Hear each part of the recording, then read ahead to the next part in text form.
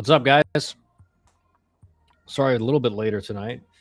The Cinderella story of Miami-Dade could be over. Uh-oh, Canes. We're getting blown up by Johnson Community College right now, 12-0 in the fourth. They're 63-3, insane record.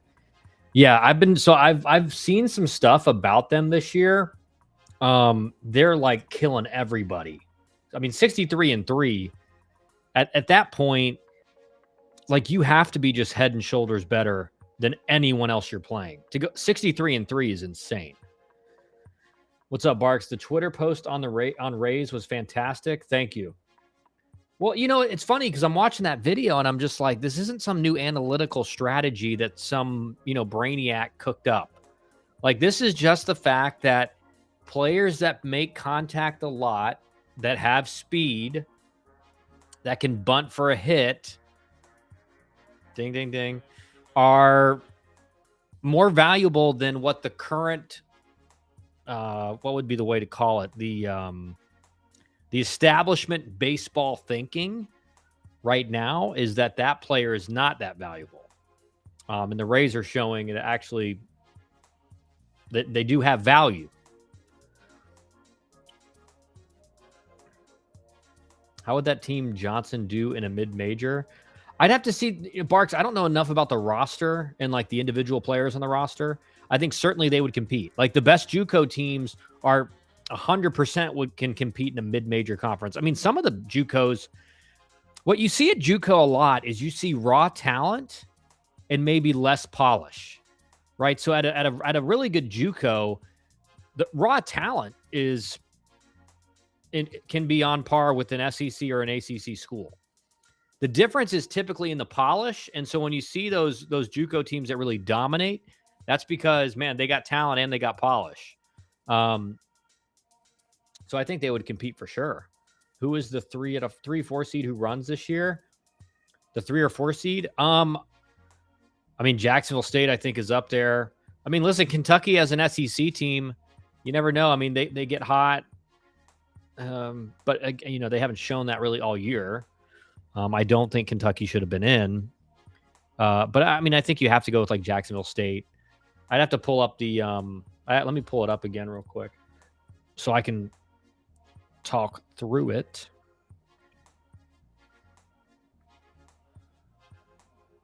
If I can find these, come on, show me what do I click on here?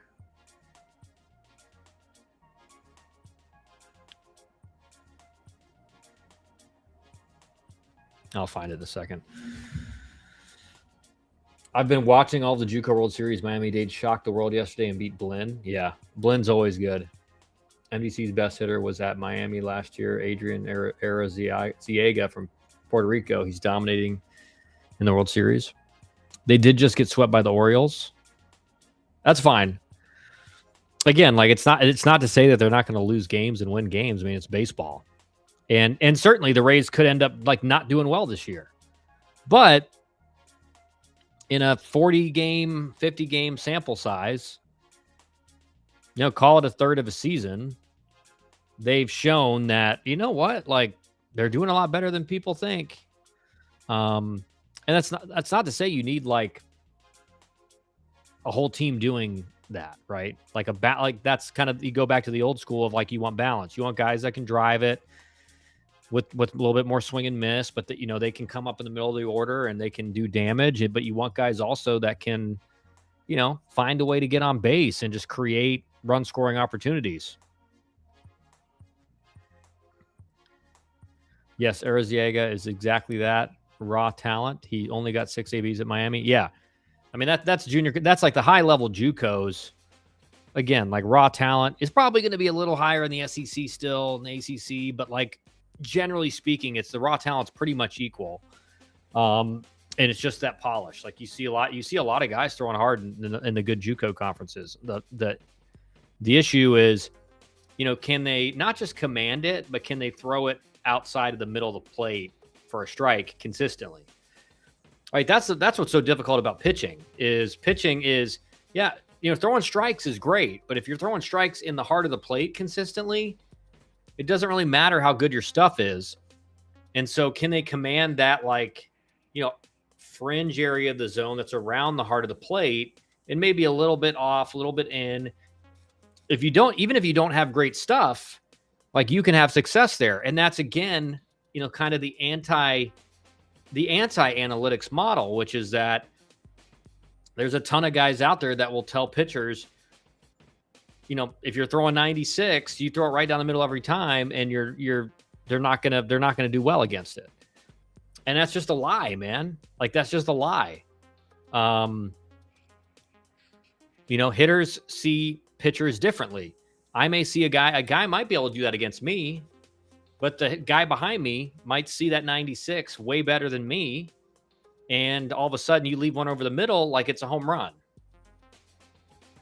And so, like, one of the problems in like the analytics model, or you could say like a blind spot, is that, and particularly on the hitting side, is that every hitter sees the pitch differently, right? We don't all see the pitch the same. Like I've told you guys 1,000 times, like Brett Phillips, like me and Kirk Neuenhuis asked him after he hit a home run, hey, what pitch was that? And he was like, I don't know.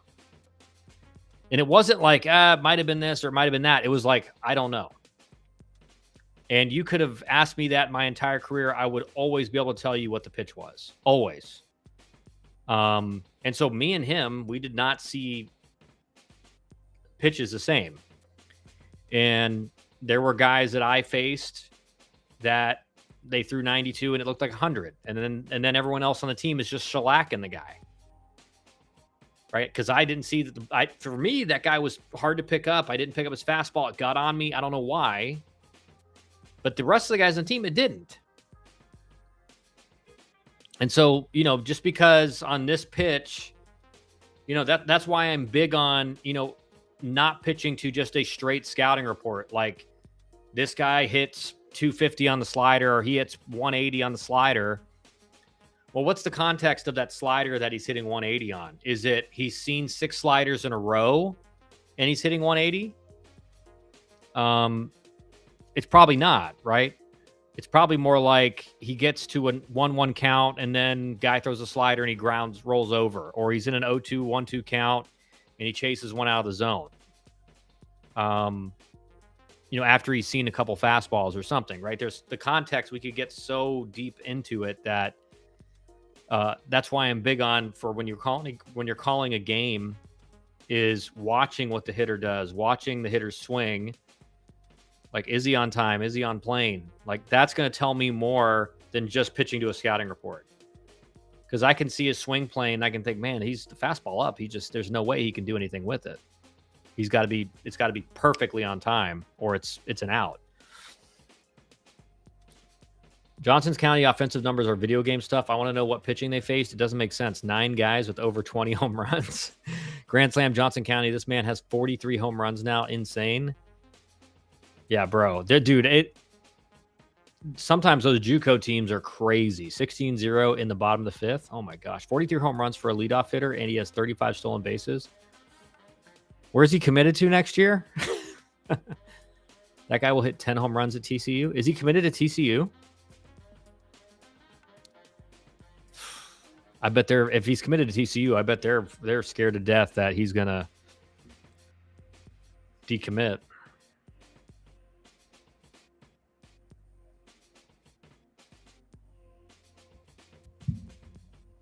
Is that where he's committed, guys? TCU?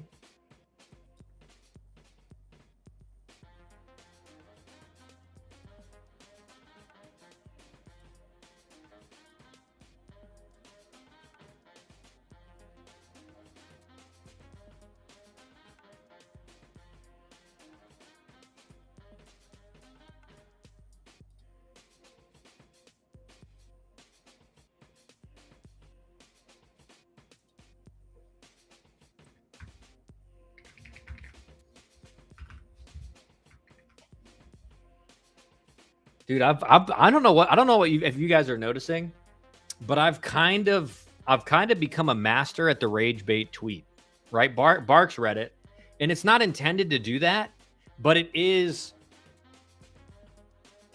tweeting into a very polarized world on the baseball Twitter sphere. about like, there's definitely a crowd who's like everything analytics says is perfect. And then there's a crowd that really it's just like there are some guys like Jeff Fry, I would put more in this category, who's like everything new school is bad. Or like most of the new school stuff is bad. Like he's very old school. And I agree with him on a lot of stuff, but there's some things I see him say and I don't agree with, which is fine. But there's a large camp of us who say analytics has its place. It is valuable. Like the more information you can get, the better. Now, how much of that information should be utilized for the players to the point where they may be having too much information, and it's again like it's in their head. Baseball is such a mental game. But there's those of us who say, yeah, the analytics, there's like we all believe in it. We believe in analytics. We think a lot of it's great and everything, but we also think there was some stuff that we've kind of done away with that does have value and that does need to be appreciated a little bit more to make the game as good as it can be. That video that I tweeted about with Jason Varitek getting run over by Brett Laurie was a great example. He runs over Jason Varitek, hits him hard, and Varitek, tags him out, holds the tag, holds the ball, and just gets up. Neither player talks trash or cusses the other one out like we would see today.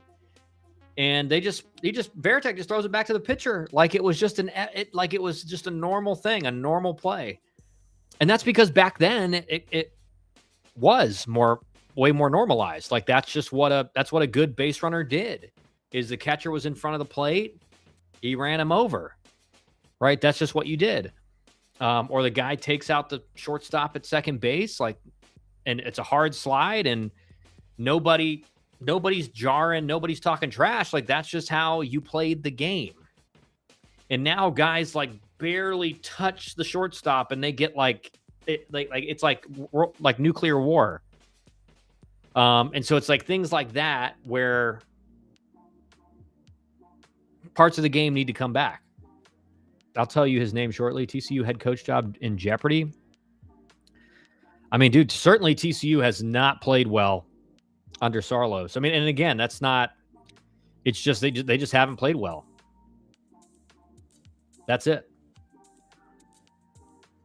On your tweet today, high contact speed guys are back even more because fielding has taken such a back seat. Yeah, I mean that's what.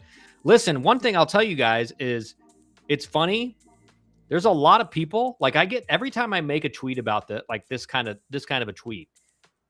I get texts from people who are in, I would call prominent positions in baseball that I know, and they tell me, dude, you're 100% spot on. Like, you're exactly right. I would go further than what you said. Like, I got one of those today, and we talked back and forth for a while.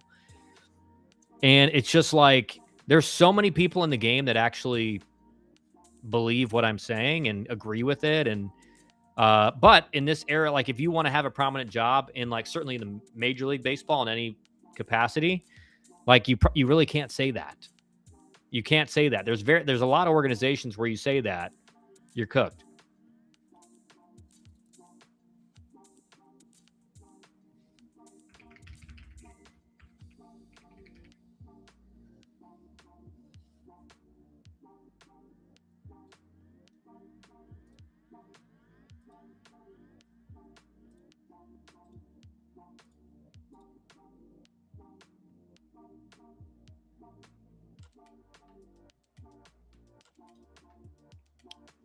Josh Van Meter. What's up, Josh? How you doing, man? Nice to hear from you, bro. Analytics can create paralysis by analysis for the player if not careful. My 2 cents, not that anyone cares. Just lived it. Hope you're well, K-Ren. Yeah, you too, man. Hey, 100%, dude. Any of you guys don't know, so me and Josh were teammates in AAA for like the 2 months before I was released with the Reds. And you want to talk about one of the greatest Aprils in May in the history of the game was Josh Van Meter in Louisville before he was called up. I believe it was in Indianapolis where you were called up with the Croc Dogs. So I remember that. And Josh was hitting like 350 with like 12 home runs or something. We were like a month and a half into the season. So well deserved. Kyle Wren missed the golden time for his game. I mean, shoot, man. Yeah, I mean, you kidding me? I'm watching what's happening in baseball in kind of this like high contact speed type game coming back in, and I'm like, golly. But I played in about the worst era for a guy like me. I'll say it like that. Also, it shows that it's purely an attention thing. Luis Arias went from awful fielder to now well above average from working with Washington and San Francisco.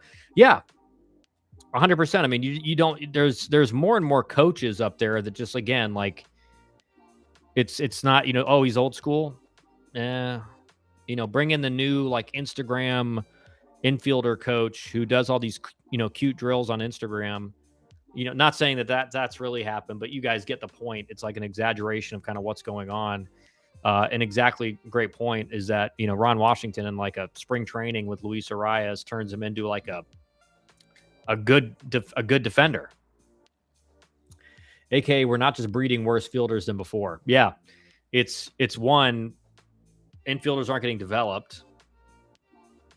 And just defense in general, like most of these guys who are making roster decisions, they're picking offense over defense. That's just a reality, right? We all grew, most of us in here, I mean, certainly me, grew up watching, your shortstops a lot of times hit like 250 and they hit like 5 home runs, but they were just cracked defensively. Like they made every play, right? Like Ozzie Smith's a good one. Like he wasn't really a great hitter, but he was unbelievable defensively, right? What does that guy's career look like in 2026 or 2020, let's say 2017, 2018?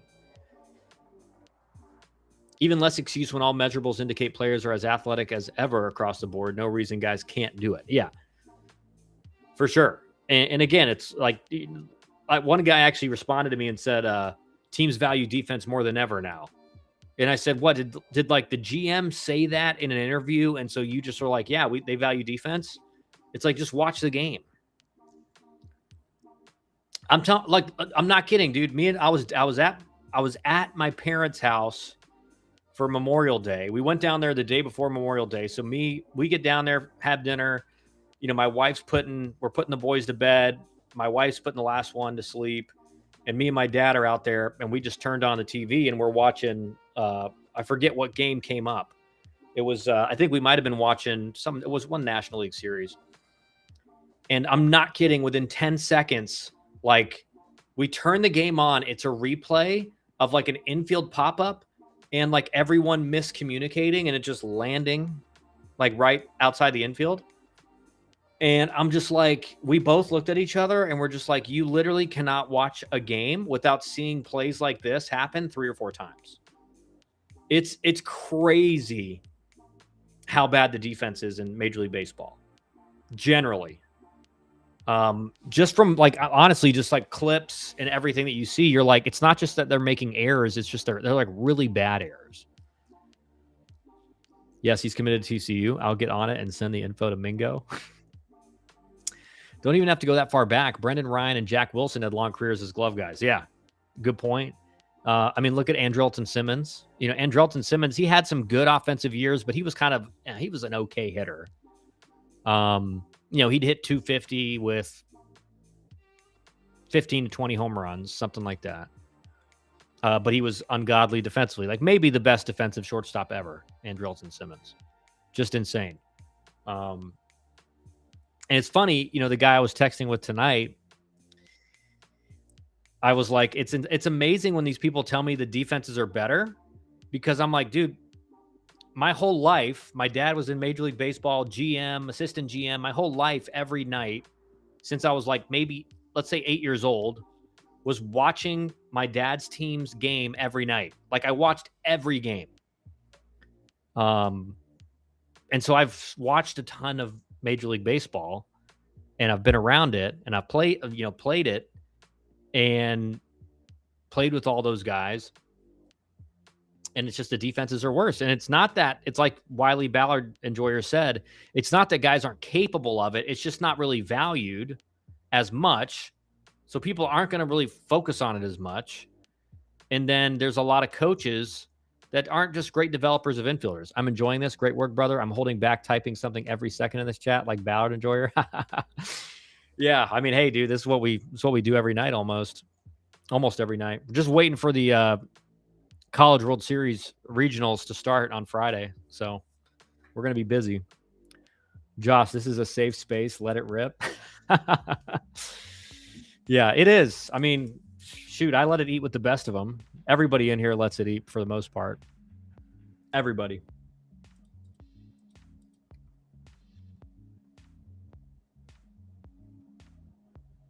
Obviously, big news today also. You know, we had the massive donation news yesterday for Georgia Tech's NIL money, or for scholarship, probably NIL as well, but up to like $5 million.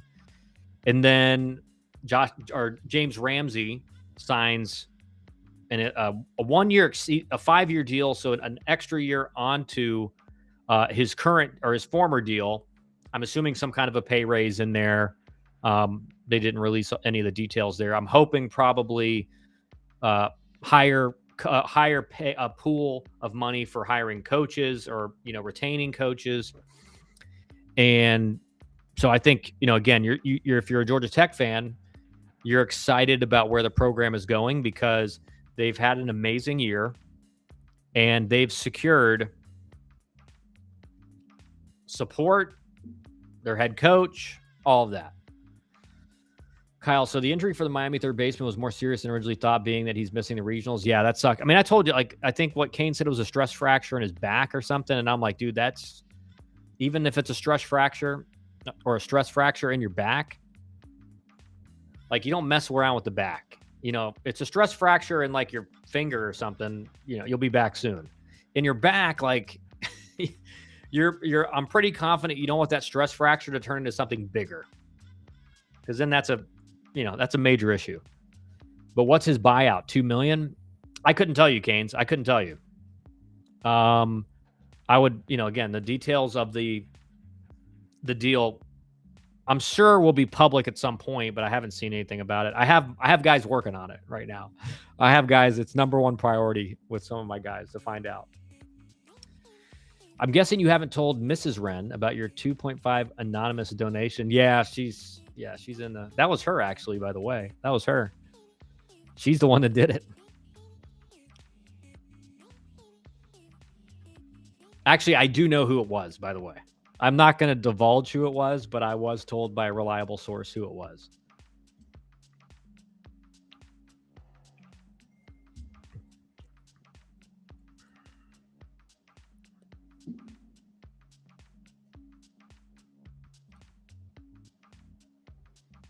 Kyle Wren becoming Jeff Passan.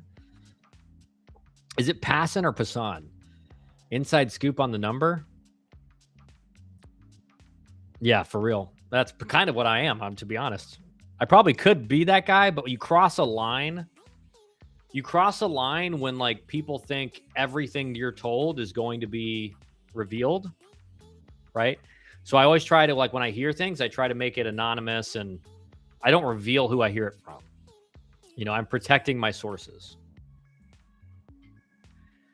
Will you be at regional? Slavin and I coming in for the weekend? I'm trying. I'm hoping. I'm trying to see what my schedule is Friday.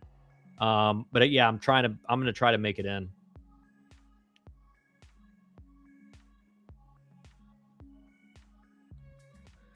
Send me his name and I'll send you the name of who donated our $3 million locker room. You wouldn't know who it is, Canes. You wouldn't know.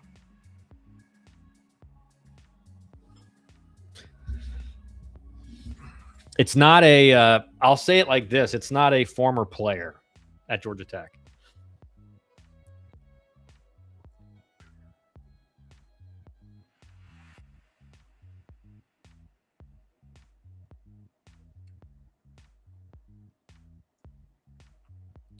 I'll even send you his address. Kyle, are there any managers in college baseball right now that you feel are stuck in the middle in that transition generation where they're not that old school guide, but they're not really analytical? I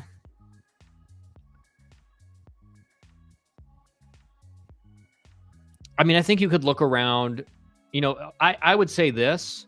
If you look around and you see a coach who's maybe a little bit older and has had a ton of success, and of late is not having as much success. I think there may be something going on there with what you're talking about. I think really the bigger deal, because most coaches, even the older guys, are pretty in depth into the analytics now. I think really the big change that has impacted some of the coaches that are a little bit older is the transfer portal and how to handle that. I think you've seen some teams fall behind because of that. Canes, nobody cares about the Gainesville 2-seed locker room. Have you also heard that Coastal coach is gone? I have not heard that. I have heard that, like, he even said this in an interview recently, that, you know, his agent was in communication with South Carolina, right? Which is what I told you guys a couple nights ago, right? Which was, if he hasn't come out and signed a new extension with Coastal, because if he would look like the worst guy in the world if he signed an extension with Coastal and then took the South Carolina job, right? So that's something. If he does that, that means he's gonna be staying at Coastal. He hasn't come out and said, I'm not going to South Carolina. So what I said 2 nights ago before this interview came out was, that means, like, his agent is in communication. There's negotiations, there's talks, everything going on. So that's still going on. He said he has not talked personally with South Carolina, but that his agent has. And they've exchanged information. So again, he's a master at the interview. He says they've exchanged information, and what people think is, they've exchanged phone numbers. In reality, they're exchanging a lot more information than phone numbers, if that makes sense. Nobody knew that this donor was until he donated the locker room. He lives in Tally. Ooh. Walter Emer. He was. Would you say Augie Garrido is old school, or is he more of that analytical manager, or is he that transition generation I'm talking about when it comes to the managers in college? Augie Garrido is dead, by the way, Anthony. Rest in peace. One of the best coaches of all time. He was definitely old school. He was basically out before the analytics really came in. But he would be categorized as old school. Like, every guy in his team had to bunt at least once during the year. Dude's all but gone. Write it in pen. Yeah, I mean, I think you're right, Adam.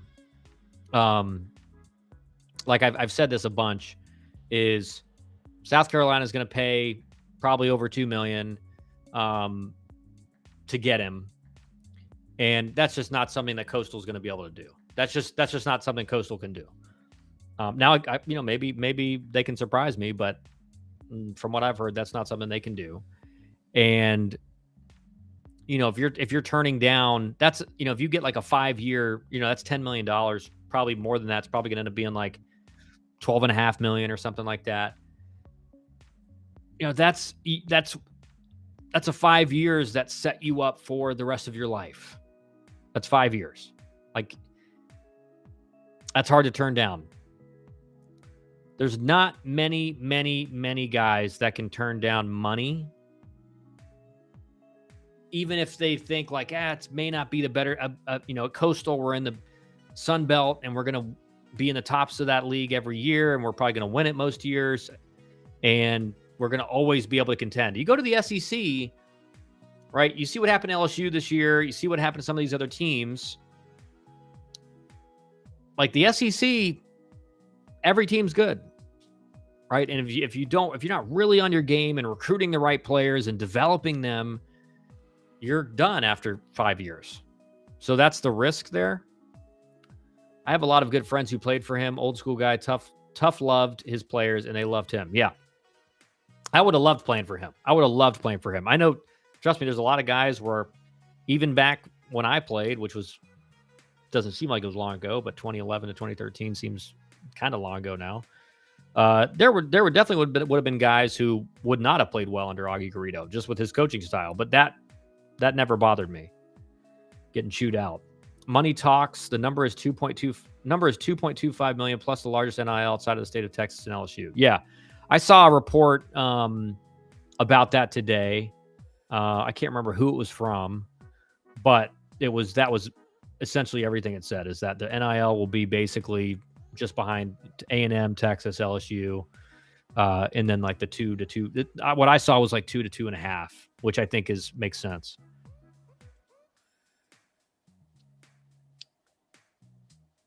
At Cal State Fullerton?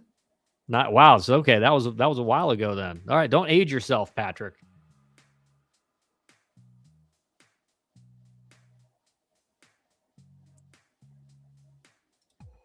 Yeah, you look at a lot of his former players, man, they would die for him.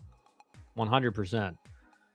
But certainly like that coaching style, by the time, right, about the time when he was done and retired, it certainly, I think, hurt him more than it helped him, because players at that time had just started to become like, oh, I never played for a coach who yelled before, where that was kind of like, my high school coach was a great coach. Love him. Still talk to him to this day. He yelled at us, right? Like DH, it wasn't like a massive yeller, but like, if you did something, you messed up, like he's going to yell at you for sure. That was just the norm. But there was more players at the time though that started going like, I don't like that.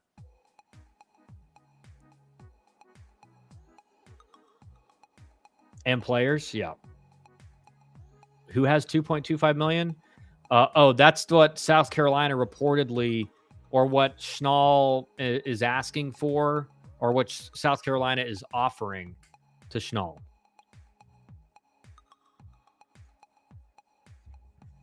Which again, it's like, all right, so you're getting massive funding support. You're getting paid massively. Like, how do you turn it down? Right. And again, like I was talking to a coach today, a good friend of mine, and we were just talking about things we had heard and, what was going on and what he thought was going to happen. And because coaches talk, man, like coaches talk amongst themselves, like they're all calling each other around this time, because think about it. This is where coaches move. This is where big job opens up and maybe you land it. And so coaches always want to they want to know a job's opening up before it's opened up. Right. So coaches know, like when you talk to coaches, like you hear a lot. I thought that was GT. I was about to say time to send the text and rally cries. No, that was not Georgia Tech. I can promise you Georgia Tech 2.25 is out of Georgia Tech's price range.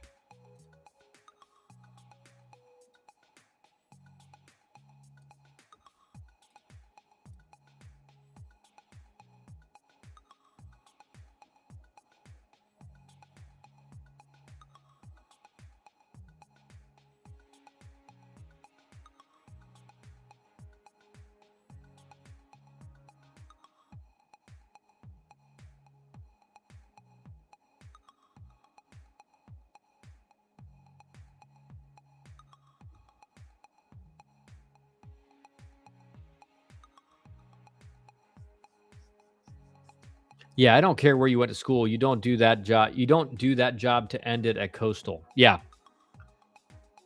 Yeah, I mean, listen, I mean, I think obviously the number, the coach I was talking to today, he was like, everyone's goal is to get to the SEC. I mean, that's everyone's goal. That's where the money is, right? Like that's where you get a ton of support. But, there's a lot of assistant coaches in the SEC making, there's assistant coaches in the SEC making more money than head coaches in the ACC.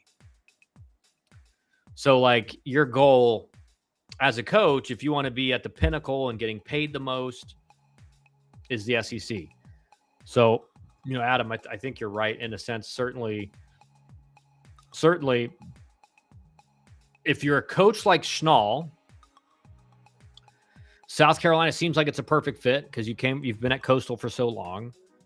And, it's not like, the landscape, you know how to recruit in that area.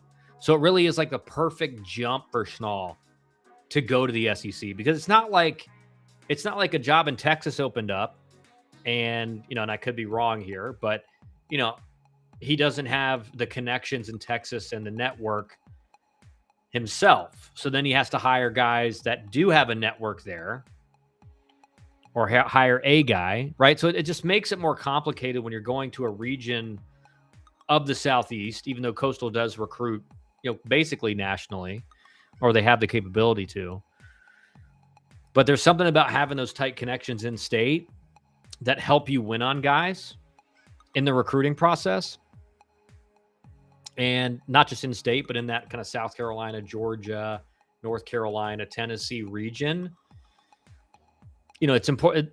That's a big deal to not have to get in touch with the brand new travel coaches and get started connection building. Not to say that people can't do that, but there's a reason that Wes Johnson kept Brock Bennett on at Georgia. One of those is that he's a great coach, but the other is that he's been recruiting at Georgia for a long time at that point.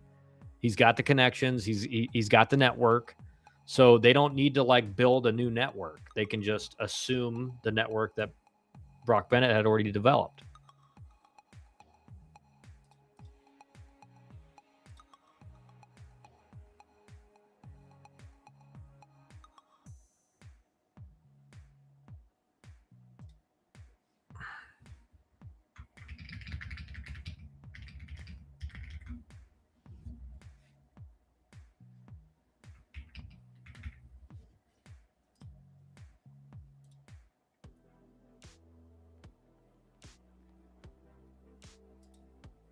So my tweet about the Tampa Bay Rays now has 15K views. Man, I've become a boss at the rage bait tweet, even though I'm not doing that on purpose. It's just my opinions on baseball in general are polarizing. Certainly on Major League Baseball are polarizing.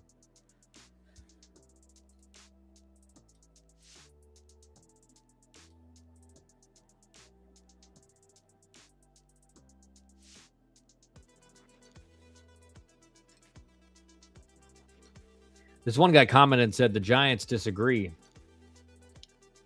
or disagree with your comment, and I said, okay. What's your argument? What's your point? The Giants don't agree with me? Okay.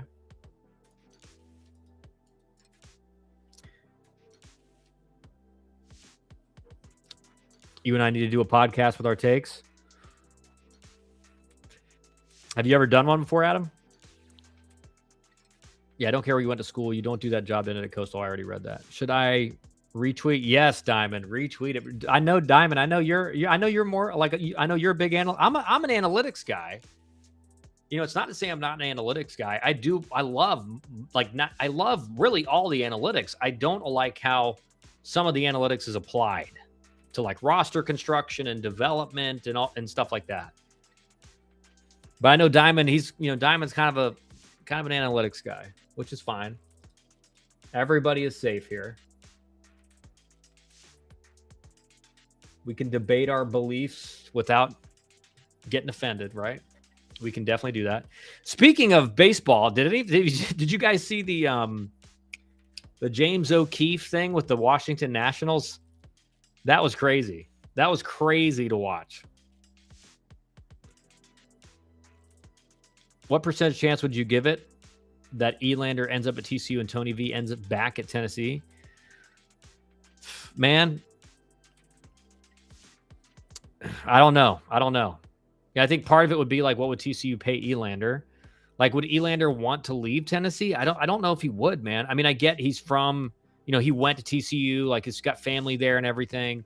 So maybe that is big enough. He feels but I'm saying you don't leave Tennessee to go to TCU unless you feel like you're getting heavily supported to win. I do a college coaches podcast in the offseason. Oh, nice. Yeah, we did me and another guy I work with, John Murphy, we did a coaches podcast as well. Had a bunch of guys on in the offseason. I'm a Yankees fan. Trust me, they are definition of home run or bust. That video is all-timer, the James O'Keefe. Yeah, I mean, it's crazy. We don't put Trevor Williams on the screen because it's basically a conservative, which was holy cow. Why are these people running the communications for the Washington Nationals?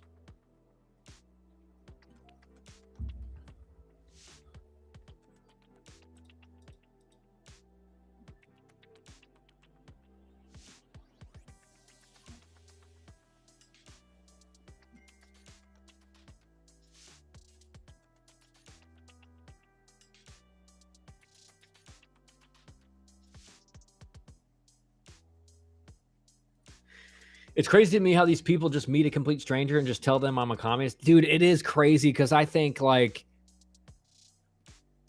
and I guess they do a good job. I mean, I'm sure that's not, sometimes it is, but I think most of the time these undercover journalists, if that's what you want to call them, I think they like hang out with the person. They find a way to like connect with the person and they hang out with them a few times to the point where they're like, oh, okay, this is someone I can kind of trust.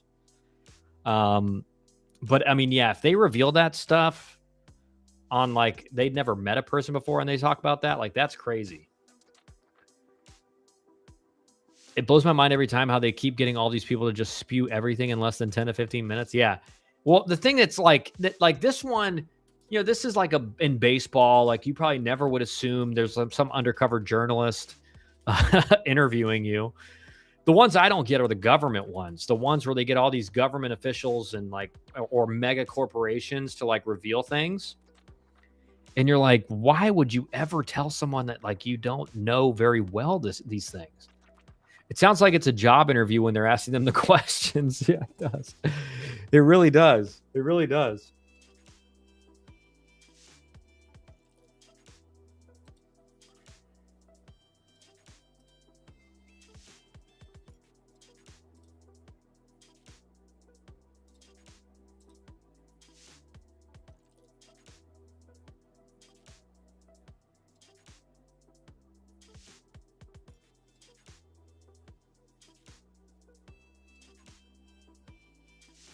And actually funny. So my tweet talks about like the pendulum swinging back. And Bobby Tewksbury tweeted the exact same thing like 5 hours before me. He tweeted basically saying like this was inevitable. The pendulum was going to swing back.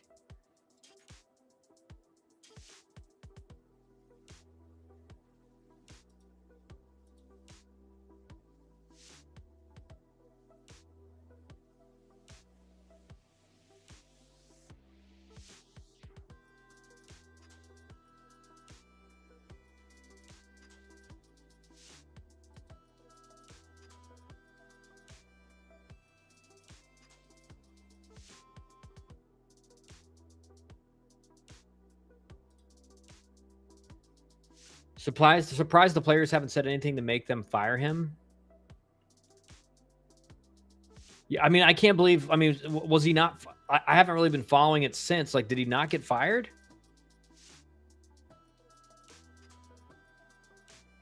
He's on paid leave. Oh my gosh! Holy cow, dude!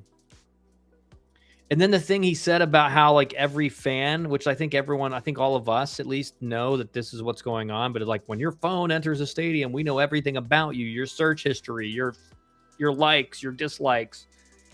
And someone was like, he just said that.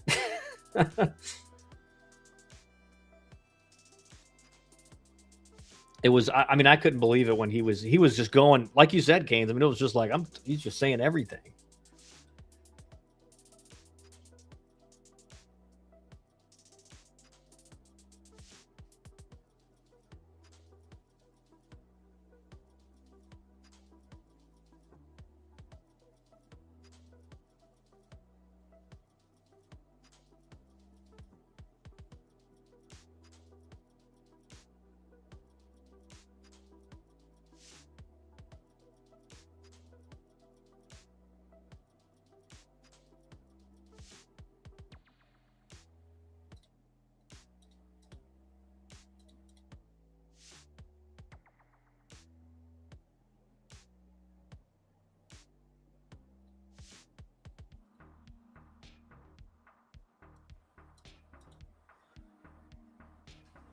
Alex Stein said they had another undercover reporter text him and he said he was on paid leave and that the Nationals were very supportive.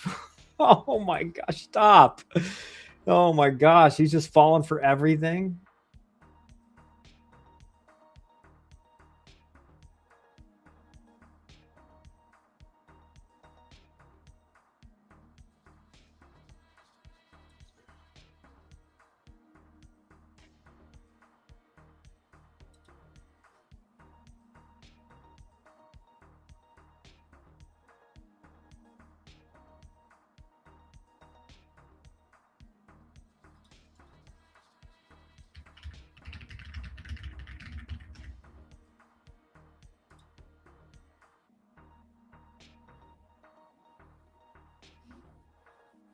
Dang, this is bright. I'm trying to read something.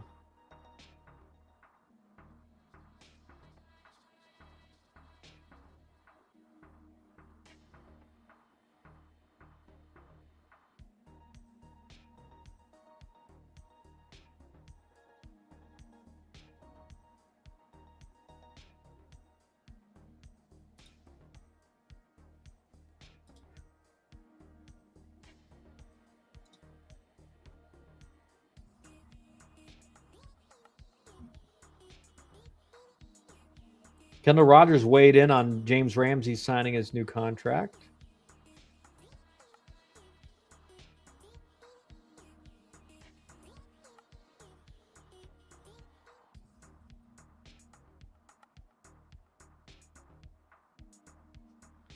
You didn't see the part where Stein got him on the phone? No, I did. I did see that. I did see that part. I saw part. I think I saw some of that part. I didn't see the whole thing. I honestly just couldn't believe what I was seeing, to be honest.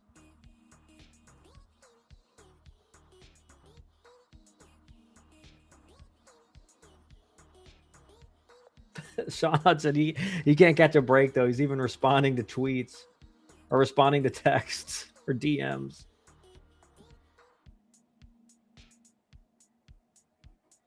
Kyle, you seem tired tonight? No, I'm just trying to catch up on a bunch of stuff like I'm reading.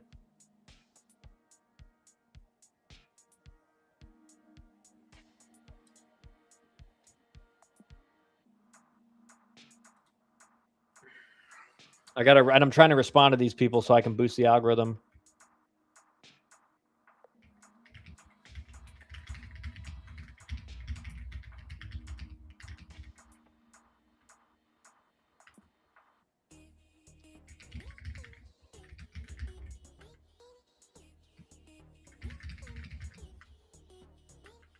Competitive.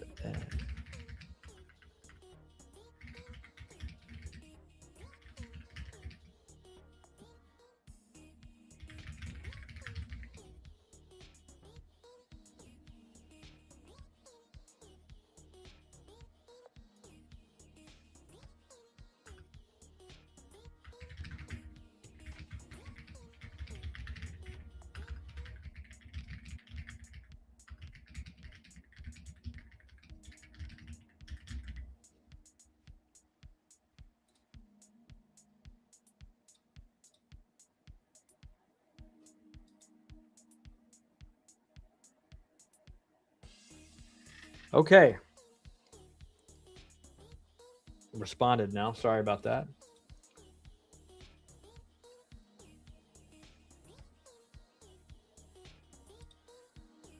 So let's go look at let's pull up some of these regionals real quick.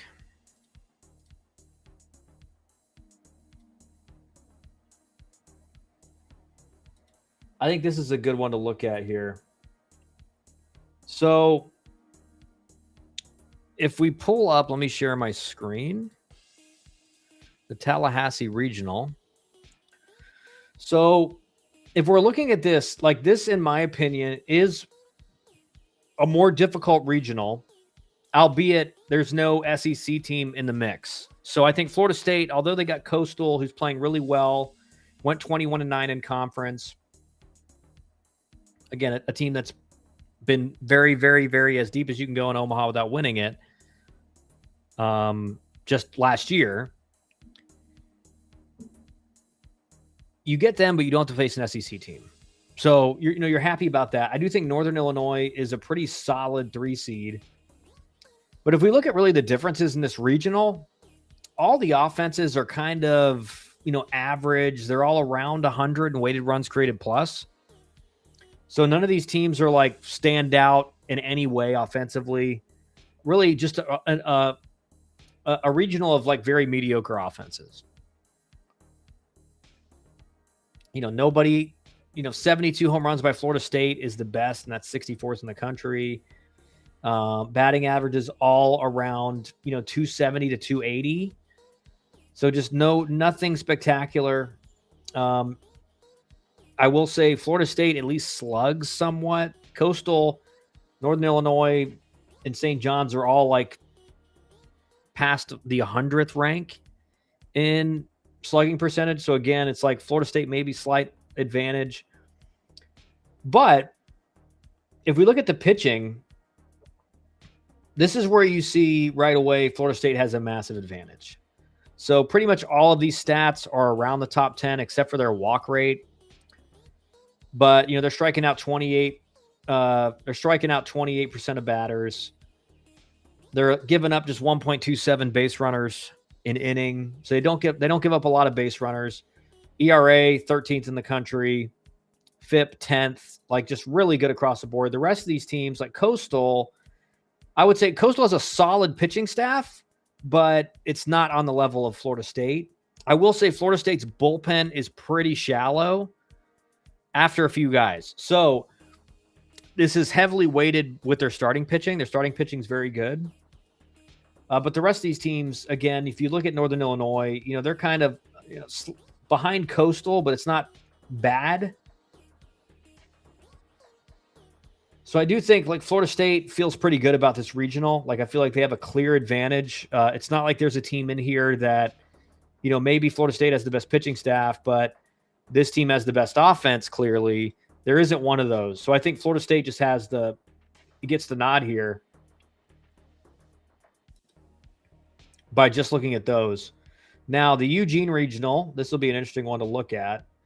So if we're analyzing offense, who has the worst offense in this regional of Washington State, Yale, and Oregon? It's Oregon State. They are 132nd in the country. They score 6.7 runs per game. All right, they are the worst. They are tied with Washington State, but they're behind them. Home runs. How about this? Now, Yale doesn't play as many games. They played 44. So the rest of these teams have played like 55 or 56. But Oregon has 102 home runs, like really good, 16th in the country. The rest of these teams have 55 or lower. Like there is no power in this regional outside of Oregon. If you look down the rest of these numbers, I mean, you have like Oregon slugs in the 30th in the country, but really these offenses are like you see Oregon here at 110, like they're in a slightly above average offense, but it's nothing crazy. Oregon State below average, Washington State kind of average, Yale average. Now pitching, this is where this is an interesting regional because Oregon has a solid pitching staff. If you look at these numbers, right? I would say they have a really good staff. Their walk rate, not great, but everything else is good. Oregon State, there's a lot of ones there. Strikeout percentage. They're 24th in walk rate, which is still really good. Their whip is first, 1.1. ERA, FIP, everything. Now, what I would say, and you guys know what's coming, is that Oregon State doesn't play anybody. Right? What you have to understand is these numbers are skewed because Oregon State does have like a Power 4 pitching staff, and certainly they always have a really good Power 4 pitching staff. And they're facing like below average, mid-major competition. So they're just dominating these guys. And that's every series, right? We've gone through the schedule for Oregon State and just how brutal it is. It's a cakewalk, to be honest. There's a reason Oregon State went 43-12 and didn't host. It's because they play nobody. They literally play nobody. Now, so what you have to understand is that if you look at this, you'd say, man, Oregon State's got a really good chance to win this. Well, they're without Dax Whitney. So that's a big blow because that's their, maybe the best pitcher in the country, Friday night ace. They're not going to have him. So it's going to be an interesting regional. We'll see how good Oregon State's pitching is against, Oregon. I expect Oregon State to beat Washington State. Like Washington State, not great. So that'll be an interesting one. All right, let's look at the Gainesville regional here. Let's analyze the Miami regional. for the boys. And I got to fill out my bracket on the Diamond Baseball app. I just sent my pops the video. He's blown away that guy wasn't fired. Yeah. I mean, I think any normal person would be blown away. MDC run ruled 19-1 in the 5th. Holy cow. Miami-Dade going down hard. All right. So let's look at this regional matchup. This is an interesting one. Obviously, in-state rivalries with Miami and Florida. Florida did beat Miami in 2 games, with the third being canceled due to weather. But, you know, Florida did win. Although I would say close games. Like, Florida pulled away late, you know, but they were close games.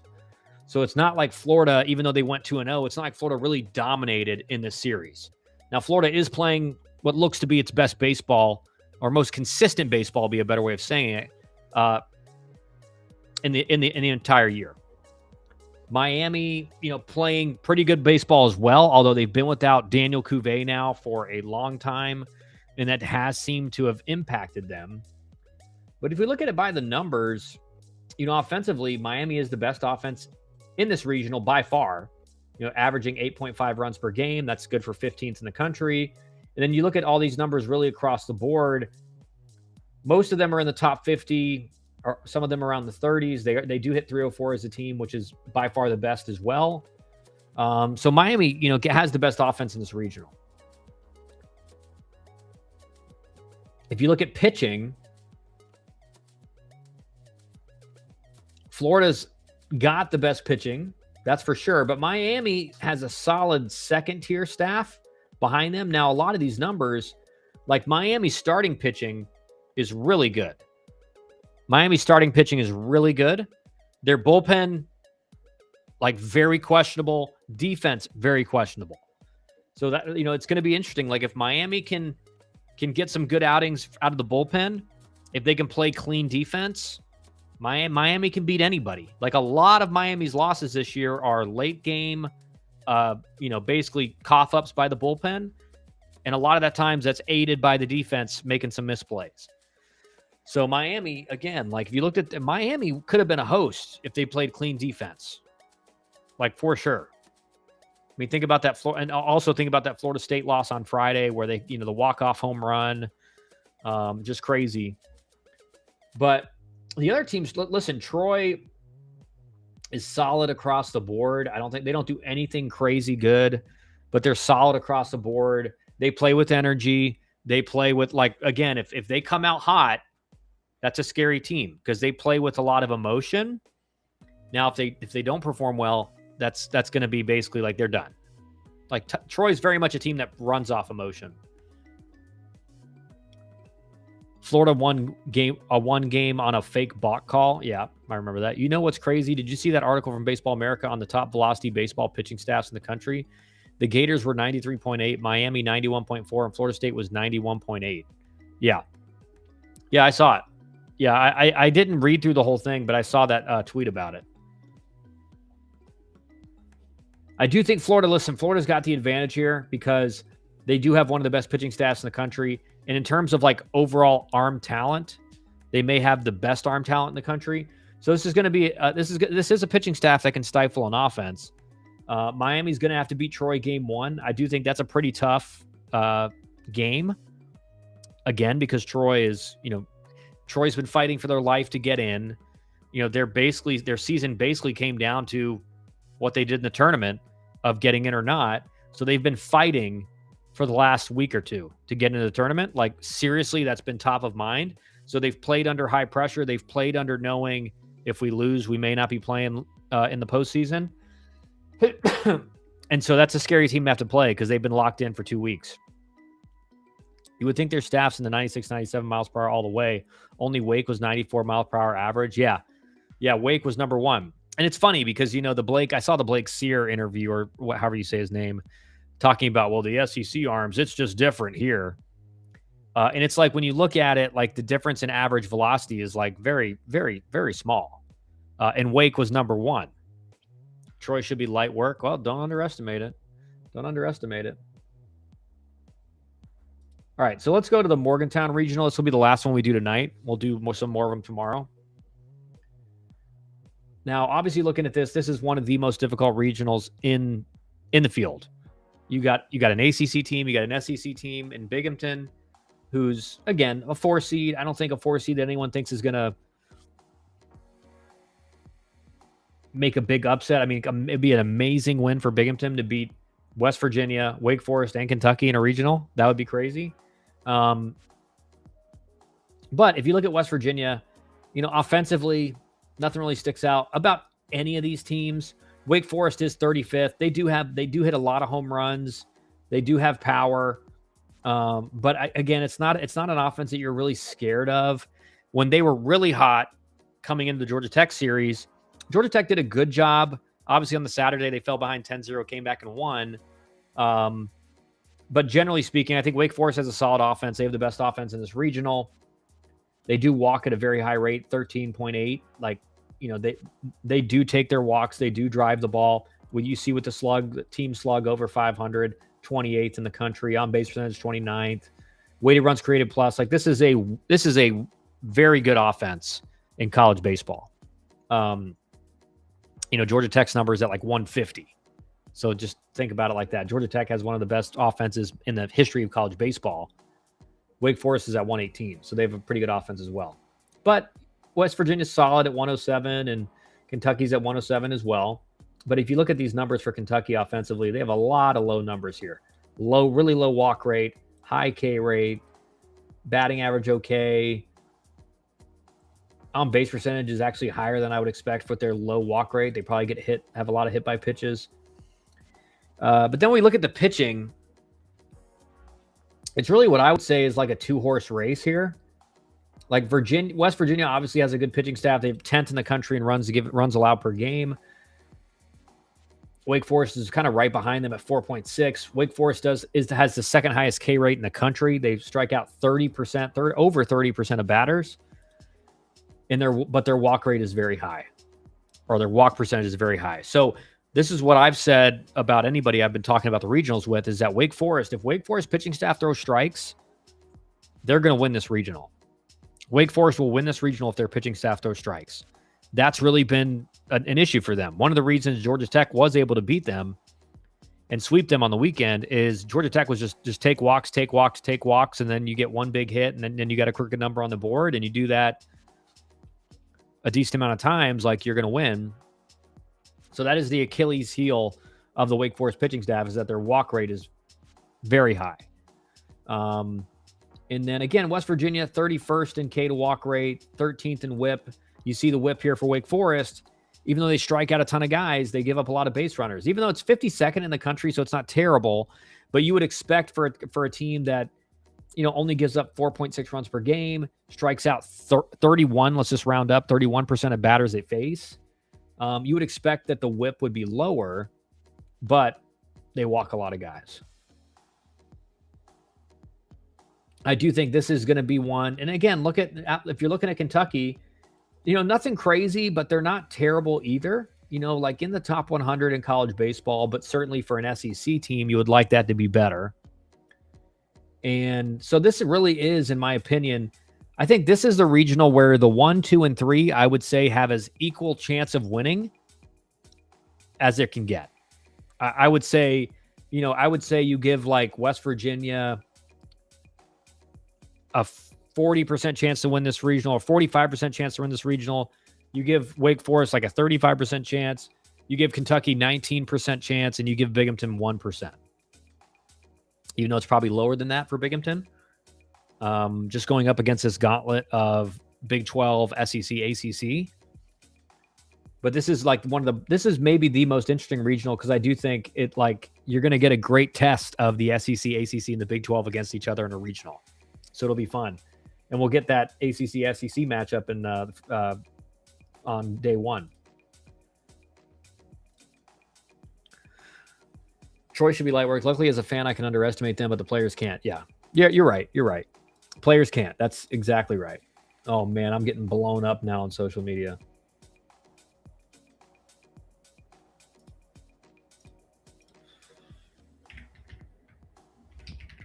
I had 20 plus notifications.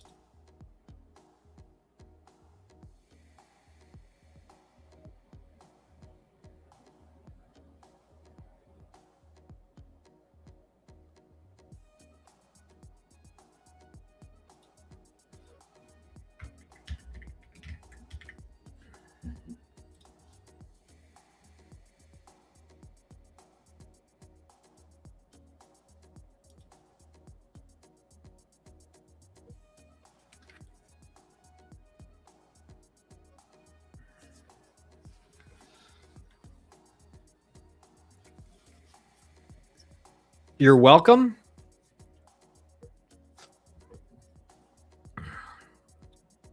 Did I miss something, or am I just being totally oblivious right now for why you said you're welcome, Diamond?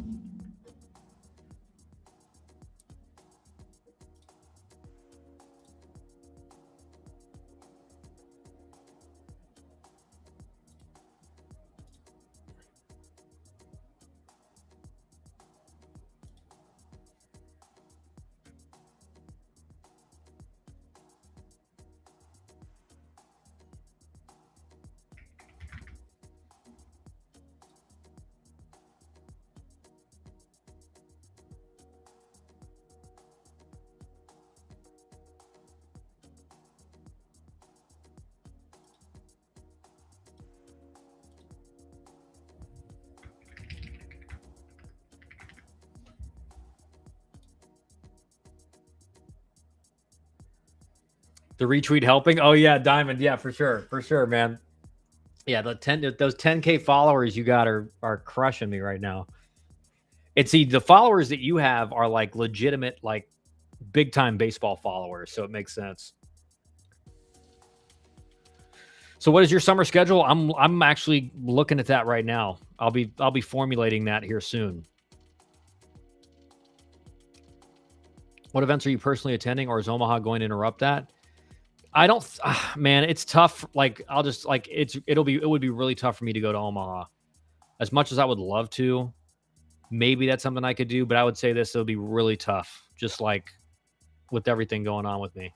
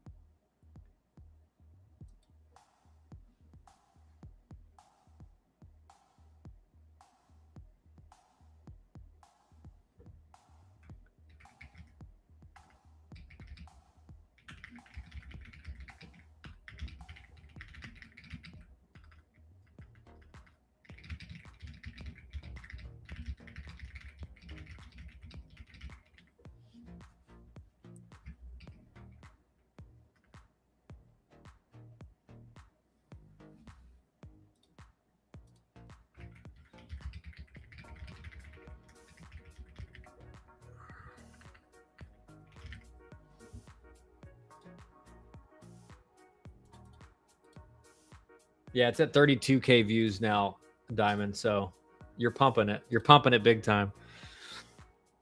I saw both PG National Showcases are in my backyard. Junior National Showcases at Marlins Park, and the FR Nationals are in West Palm Beach. Yep. Hopefully, we're sending out entire coaching staff to both those events. Won't cost us anything. Oh, I guarantee you'll have a ton of guys there. You'll have a ton of guys there. All right, guys, it's 11:30. I got to go to sleep. I will see you guys tomorrow night. We'll talk some more of the regionals, and seems like we got a lot of stuff. I mean, listen, it's a coaching carousel season as well, so we'll probably have something to talk about tomorrow outside of just the regionals. But thanks for joining in today. Appreciate you guys.